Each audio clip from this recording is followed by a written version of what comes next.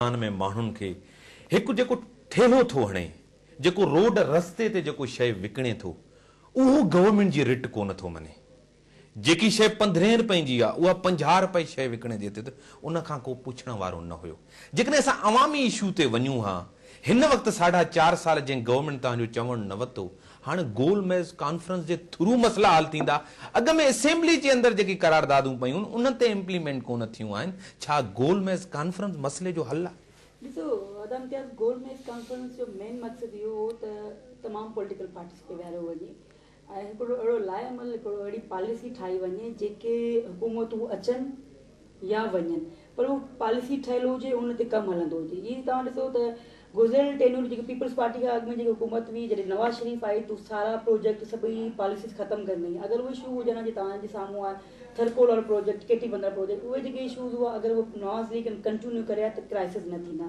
वरी हीअ हुकूमत आई त नवाज़ लीग जेके प्रोग्राम हुआ उन्हनि खे ख़तमु करे छॾियो या मुशर्रफ जा दौर जा जेके प्रोग्राम हुआ। त यकीनन असांजो मक़सदु जेको मेन मक़सदु आहे त जेका अहिड़ी तमामु जेके यकीन पॉलिटिकल तमामु पार्टी वेहनि थी, काफ लीग वेहे थी, नून लीग वेहे थी, PTI वेहे थी, या जेके बि पॉलिटिकल पार्टीज़ वेहनि थियूं, हिकिड़े कंहिं इशू ते वेहनि था त सुभाणे हुकूमत कंहिंजी थी अचे, काफ लीग जी अचे, नून लीग जी अचे, PTI अचे, कंहिंजी बि हुकूमत अचे थी। अगरि असां हुन ते मुतफ़िक़ कयूं उन इशूज़ ते त हुनखे रिन्यू करणु खपे, हुनखे हलणु खपे। सही। हिकिड़ी ॻाल्हि मूंखे ॿुधायो, तव्हां सभ खां वधी करे खटे सिंध में अचो था, PPO तव्हां इक़्तिदार में वेठा आहियो, नून लीग, काफ लीग, ANP उनखे छॾियो। सिंध जे अंदरि तव्हां ॿई पॉलिटिकल पार्टी 4.5 सालनि खां वठी बल्दियाती इलेक्शन ते कोर कमेटी करे ॿ तव्हां पार्टियूं अगरि हिकिड़े इशू ते मुतफ़िक़ न आहियो त पूरे पाकिस्तान जे लाइ तव्हां ॿियनि पार्टियुनि खे कॉन्फिडेंस में कीअं वठंदव? ॾाढो मुश्किल थो लॻे हीर। बिल्कुलु डाइजेस्ट कोन थो थिए, पॉलिटिकली डाइजेस्ट त कोन थो थिए। तव्हां यकीनन बिल्कुलु तव्हां सही ॾिसो, पॉलिटिकल पार्टी जो लीडर जो कमु आहे त जेके इशूज़ अचनि था उन्हनि ते वेहनि, माण्हू उनखे टेबल ते वेहनि था। वॾी ॻाल्हि थिए थी अगरि तव्हां पॉलिटिकल पार्टी खे टेबल ते वेहनि थियूं त तव्हां उन्हनि खे वेहण वॾी ॻाल्हि हूंदी आहे। छो त आऊं हूंदो या मैं होता हूं, तू होता है, त हर कंहिंजी पंहिंजी हूंदी आहे। जेके हिकिड़ा पॉलिटिकल तमामु पाकिस्तानी पॉलिटिकल पार्टी के इशूज़ ते वेहनि थियूं, मां सम्झां थी इहा हिकिड़ी वॾी कामयाबी थिए थी।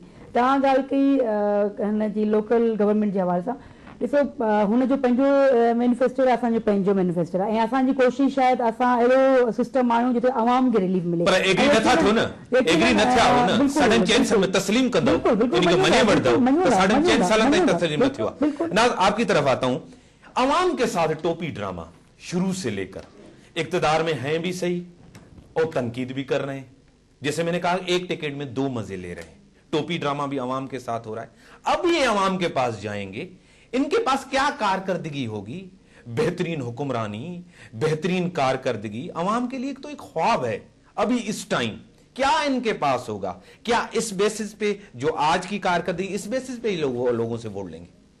देखिए, मैं ये समझती हूँ इम्तियाज़ के जितनी भी इत्तेहादी जमातें हैं या जो भी जमातें गवर्नमेंट के अंदर मौजूद हैं, जिस तरह मैंने आपको पहले बताया कि उनकी जिम्मेदारी है कि वो भरपूर तरीके से कोशिश करें कि अवाम को, एक गरीब अवाम को जो है वो रिलीफ मिले। लेकिन सिंध के अंदर तो 2-3 जमातें अमल क्यों नहीं हो रहा? लेकिन मैं आपको ये बता रही हूँ कि देखें, जहां तक ये बात है तो गवर्नमेंट की विल नहीं है। जब गवर्नमेंट की विल नहीं हो, जहां पे विल सिर्फ और सिर्फ जो है वो पैसा बनाना हो, जहां पे कौमी वसाइल को जो है वो बरूएकार लाना ना हो, जहां पे यही गवर्नमेंट ने तय कर लिया हो कि उसने पैसा बनाना है, अपने अकाउंट्स बनाने हैं और बड़े बड़े हैवी अकाउंट्स बनाने हैं, तो और डेवोल्यूशन ऑफ पावर ना हो आपके पास। ये प्रायोरिटी अवाम नहीं है। सबसे बड़ी बात यह कि हुकूमत की प्रायोरिटी अवाम नहीं है, उनकी प्रायोरिटी अगर अवाम होती तो आज डेवोल्यूशन ऑफ पावर के तहत आपके पास एक गरीब अवाम को अपनी प्रॉब्लम जो है उसकी रिलीफ मिल चुका होता। आपके पास सिस्टम जो है वो सारा पॉलिटिसाइज्ड है। पूरे सिंध में आप कहीं पर भी चले जाएं, पूरे पाकिस्तान की मैं बात करती हूं तो हमारे पास एक ऐसा पॉलिटिसाइज्ड सिस्टम है। हमारे पास कोई भी पुलिस स्टेशन जो है वो पॉलिटिक्स से पाक नहीं है। वहां पे आपकी तमाम हमारी भर्तियां सियासी भर्तियां होती हैं। ये बात से तो आप अग्री करेंगे। लेकिन ब्रेक के टाइम, ब्रेक के बाद ब्रेक के बाद ब्रेक जो टाइम थियो, ब्रेक खां पोइ था अचूं, पर उन जो जिम्मेदार केरु आहे? हुकूमत जिम्मेदार आहे त अवाम उन्हनि खे वोट ॾे थी ऐं वोट जे थ्रू अचनि था।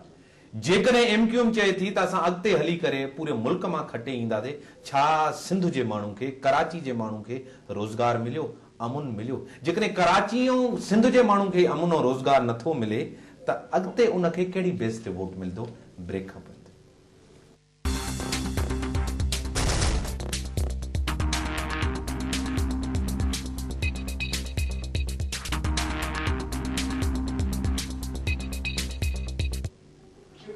Welcome back. ये मुफाहमत सिर्फ इनकी आपस में है, खाओ और खाने दो, लो और दो। ये मुफाहमत अवाम के साथ क्यों नहीं है? देखिए, मैं समझती हूँ कि हमें सियासत जो है ना खुशामदी से जो है इसको साफ सुथरा पाक रखना पड़ेगा। हमने जब तक अपने जैसे मैंने बताया कि डिपोलिटिसाइज नहीं करेंगे इदारों को और हम डी वेपनाइज नहीं करेंगे अपने लोगों को, कौन करेगा? तो फिर कौन करेगा? देखिए वही तो है, 4.5 साल में नहीं हुआ तो अब तक अवाम नहीं चाहते, इसीलिए अवाम को तब्दीली चाहिए। इम्तियाज, इसीलिए अवाम इस सिस्टम से तंग आ गई। एक आम गरीब इंसान को ये नहीं पता, उसको जाने की तब्दीली है, चेहरों की तब्दीली, ये सिस्टम की तब्दीली होगी। सिस्टम की तब्दीली में आपके पास भी वही चेहरे हैं जो पीपी के साथ, मैं आपको यही कह रही हूँ, चेहरे जो है वो करते हैं जो सिस्टम में होता है। एक सिस्टम करप्ट है, उस करप्ट सिस्टम में कोई भी इंसान आएगा, उसने वो मातहत अपने जो निदारों के मातहत है उसको करप्शन करनी पड़ेगी क्योंकि उसने ऊपर तक पैसा पहुंचाना है। लेकिन जब आपका सिस्टम पे चेक एंड बैलेंस स्ट्रांग होगा, आपको पता होगा कि आपका एक सिस्टम जो है वो हर वक्त मॉनिटर्ड सिस्टम है जहां पे आप करप्शन नहीं कर सकते, जब आप लूट खसूट नहीं कर सकते, तो फिर आप ये जानते हैं कि आपकी पार्टी की जो लीडरशिप है वो कितनी स्ट्रांग है। हमारी लीडरशिप पे आज तक कभी किसी ने इस किस्म का इल्जाम नहीं लगाया। आज इल्जाम लगा, आज इल्जाम लगा, रियल एस्टेट में उन्होंने सट्टा लगाया। उसके पीछे मैं आपको वजह बता दूं, उसके पैसे उन्होंने रियल एस्टेट में बैकग्राउंड देखिए, ये सब जानते हैं। मैंने ये नहीं कहा, ख्वाजा आसिफ कह रहे हैं कि उसने सट्टा, वो देखिए मेरी बात वो ख्वाजा आसिफ तो कहेंगे ना, क्योंकि अभी 500 किलोग्राम एफिड्रिन का जो केस था हनीफ अब्बासी का, उसको अपने लोगों को छुपाने के लिए, उनको दबाने के लिए, उनकी बातों को अंडर द कार्पेट डालने के लिए उनको इस किस्म की बातें बयानबाजी वो करेंगे और ये उनकी पुरानी हरकतें वो करते रहेंगे। लेकिन मकसद ये है कि हुकूमत जो है वो 4.5 साल में नाकाम हो चुकी है, फेल हो चुकी है और पुअर गवर्नेंस, बैड गवर्नेंस की सबसे बड़ी मिसाल है। ठीक है हिरसो साहिबा, तहां टोपी ड्रामो अवाम सां कयो था, नाकाम थी चुका हो, अवामी मैंडेट वठी करे अवाम जे लाइ तव्हां मुफ़ाहमत न कही, पंहिंजे लाइ तव्हां। ॾिसो, तव्हां ॻाल्हि कई टोपी ड्रामे जी, असां बिल्कुलु क्लियर हूंदा आहियूं ऐं जेको हूंदो आहे उहो चवंदा आहियूं, मुंहुं ते चवंदा आहियूं, चाहे केॾी वॾी ज़ूर साम्हूं हुजे। ऐं असां मुतमइन आहियूं असांजी वर्किंग मां, अल्हम्दुलिल्लाह। चाहे जिते जिते असांजो वोटर आहे, जिते जिते असां खटियो आहे, असां चाहे वो डेवलपमेंट हुजे, चाहे वो एम्प्लॉयमेंट हुजे, चाहे जेके बि इशूज़ आहिनि, असां पंहिंजे माण्हुनि सां गॾु रहिया आहियूं। असां को टोपी ड्रामो कोन कयो आहे। यकीनन बिल्कुलु सियासी तौर ते कराची अदाब सख नवाज़ शरीफ़ असांजो बिल्कुलु आहे त असां जनरल तौर ते सिंध जे आवाम वटि विया आहियूं ऐं असांखे उमेद आहे यकीनन सूरत हाल जेकी बि आहे, महांगाई आहे, बेरोज़गारी आहे, एनर्जी क्राइसिस, उनजे बावजूद असां वेंदासीं ऐं फ़ैसिलो एहतिसाब करण वारी आवाम आहे। आवाम बहितर फ़ैसिलो कंदी ऐं असांखे उमेद आहे त असांजी 51 सीटूं उनजी 55 थी सघनि थियूं, पर असांजी घटि बि कोन, छो त उहो वर्किंग असां सिर्फ़ु ड्राइंग रूम में वेही वर्किंग कोन कई, असां ड्राइंग रूम में बेरोज़गारी खत्म कई, महंगाई खत्म थी, एनर्जी क्राइसिस वया, एनर्जी क्राइसिस हथ में कोन्हे, एनर्जी क्राइसिस तमामु इशूज़ बि असांखे जॾहिं फ़ैसिला मिलिया,